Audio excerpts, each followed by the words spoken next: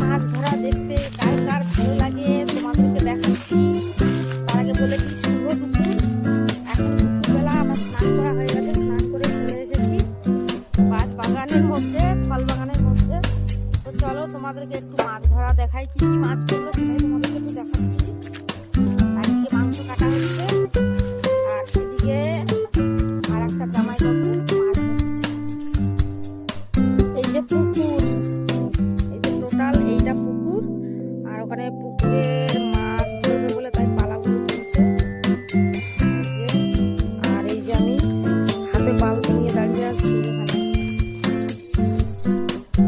আর চারিদিকটা দেখো কত সুন্দর সবুজ, কত সুন্দর লাগছে দেখতে চারিদিকটা।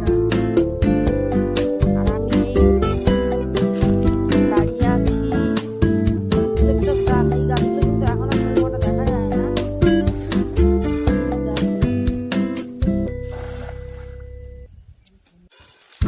মাছ তো হলো না, আমি এতক্ষণ দাঁড়াবো না, আমি চলে যাচ্ছি, মেয়েকে ভাত খাওয়াতে হবে।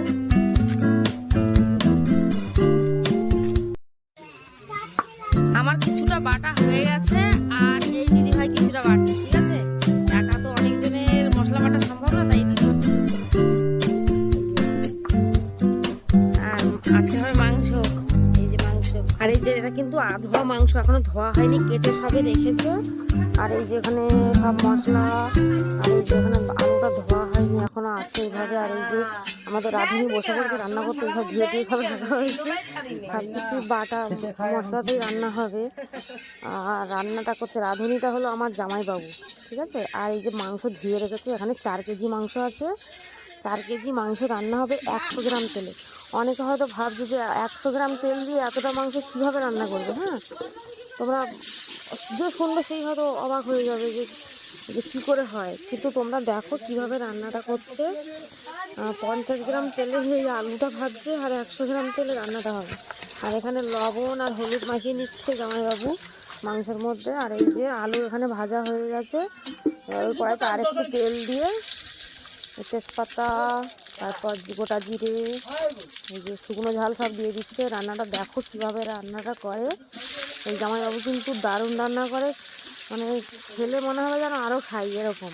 আমরা বাড়িতে মানে যতটা না মাংস খাই, বাড়িতে হয়তো 2-3 পিস এরকম খেলাম, কিন্তু ওখানে গেলে মনে হয় বেশি বেশি করে মাংস খাইছি তুমি। হ্যাঁ, তো যাই হোক, দেখো সব বাটা মশলা দিয়ে দিয়েছে। এই মশলাগুলো কিন্তু আমি বেটেছি, আমি আর একটা দিদি ভাই বেটেছে, মানে আমার জামাইবাবুর ভাইয়ের বউ, ঠিক আছে, সেই দিদিটাই বেটেছে আর আমি বেটেছি খানিকটা মশলা বাটতে কিন্তু খুব কষ্ট হয়, কিন্তু কষ্ট হলে কী হবে, খেতে কিন্তু খুব টেস্টি হয়, ঠিক আছে।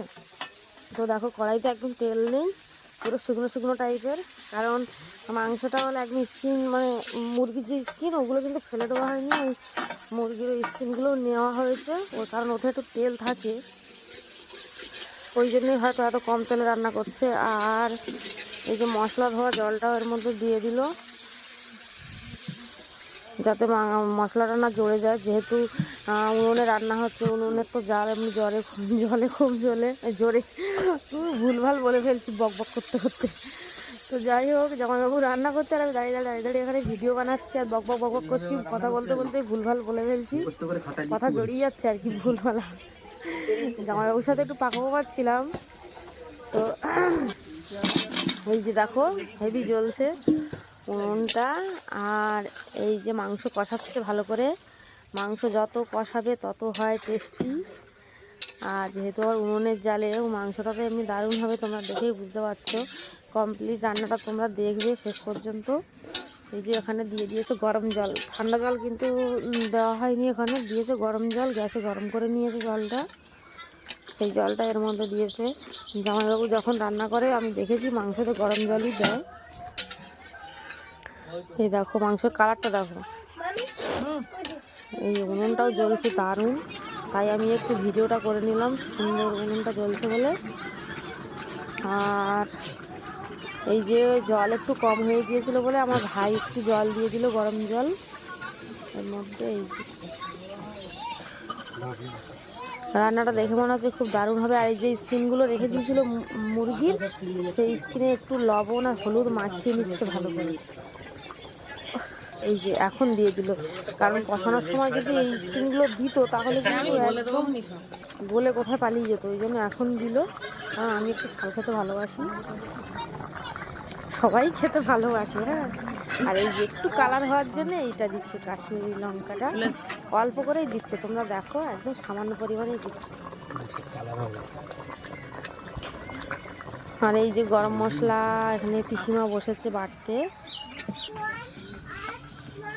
জামাইবাবুর বড় পিসি মশলা বাটছে, গরম মশলা। আমি আর বাটলাম না, যেহেতু আমি ক্যামেরাটা করছিলাম তাই। আর এই দেখো মাংস একদম কমপ্লিট হয়ে গেছে।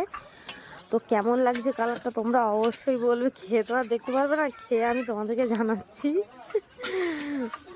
রান্না কিন্তু একদম কমপ্লিট, দেখো। আর এই যে আমাদের রাঁধুনি বাবু, মাংসটা দেখো কমপ্লিট, মাংসটা দেখো সুন্দর লাগছে না দেখতে, কালারটা খেতেও কিন্তু সুন্দর হয়েছিল। আর আমি খেতে বসে পড়েছি, আমি বসেছি আমার জামাইবাবু, মানে আমারও জামাইবাবু হয়। আর মাংসটা দেখি আমি খেয়ে কেমন লাগছে, জাস্ট ওয়াও ওয়াও, দারুণ খেতে হয়েছে। ভালো লাগলে তোমরা অবশ্যই কমেন্ট করে বলো। টাটা, ভালো থাকবে সবাই, সুস্থ থাকবে সবাই।